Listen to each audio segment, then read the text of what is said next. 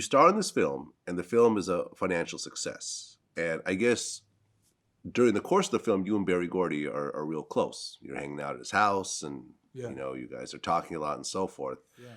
And then they He wanted took me to you a to sign. Playboy Mansion the first day in L.A. I was like, "What the hell is?" I said, "I recognize this guy." It was Hugh Hefner. He stick his head out the window as we went in, and there was, in your mind you think it's all women, but it was just like a couple of people in there. Some flirtatious girl was like asked me to play tennis with her. It was funny, but yeah, it was a really, he lent me a Mercedes to drive around Hollywood.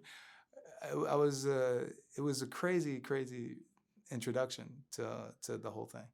But after the success of the film, I guess they wanted you to sign on for like 2 more films. Yeah. Berry Gordy took me under his wing at the time, and he handled so many huge stars that in the music business that I really felt I could trust him. But even though other people were telling me other things, but I didn't know anything else except for what he presented.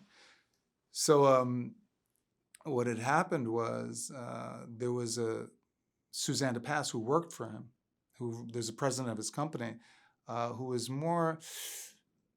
She was more like very, very successful with the company, but she was kind of a pit bull, in the sense that she wasn't very warm. And there was something going on there that I didn't know. I didn't understand it. I was too young to understand the dynamic between them. But there was a meeting set up for me to look at the contracts with an attorney. So they flew me in from New York, and Berry Gordy told me he was going to be there, but he wasn't there. So I felt very uncomfortable. And then when we had the contracts in front of me, she was insulting me, telling me that I wasn't worth what was in the contract, that I'm no big deal and things like that. And at that time, I was young and sensitive.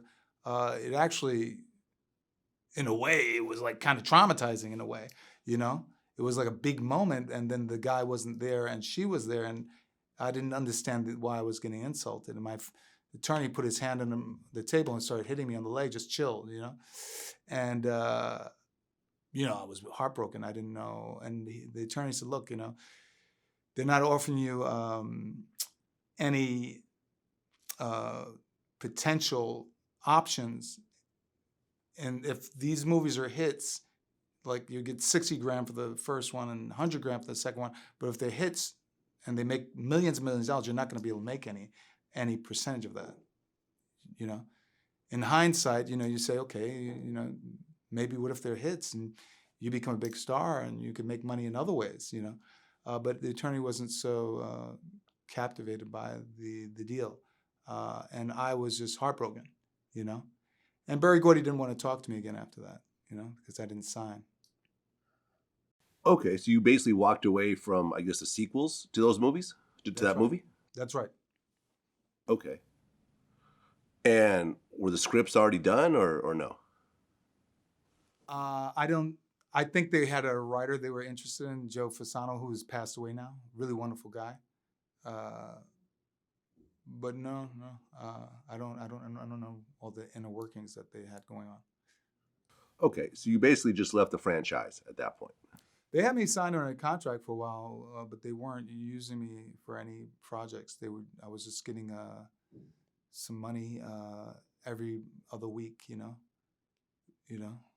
But so you were I got locked into a I got out of contract. that because I there was nothing happening. They weren't doing anything with me. Okay, so you were locked into a contract with Berry Gordy, and you couldn't actually do movies with anybody else. Right. Aha. Okay.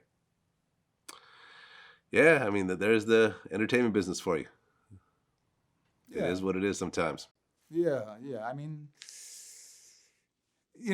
I don't look to the past, unless it's feeding me spiritually and mentally and physically. So, the future is bright. People do what they have to do, and I can't really speak for anyone else and their ways of dealing with things. I didn't I wouldn't say it was something positive or inspirational the way I was dealt with at all. You know, it was really bad. However, I don't hold any bad feelings, towards anyone. I forgive everyone, because at the end of the day, I guess it's just business, and you have to move on. And I'm very happy to be healthy, and I have a wonderful agent and manager now, and you've got once you have your talent, and once you have that will and passion, then anything is possible if you keep the right people in your life, and you postulate what you want to have go on in your life.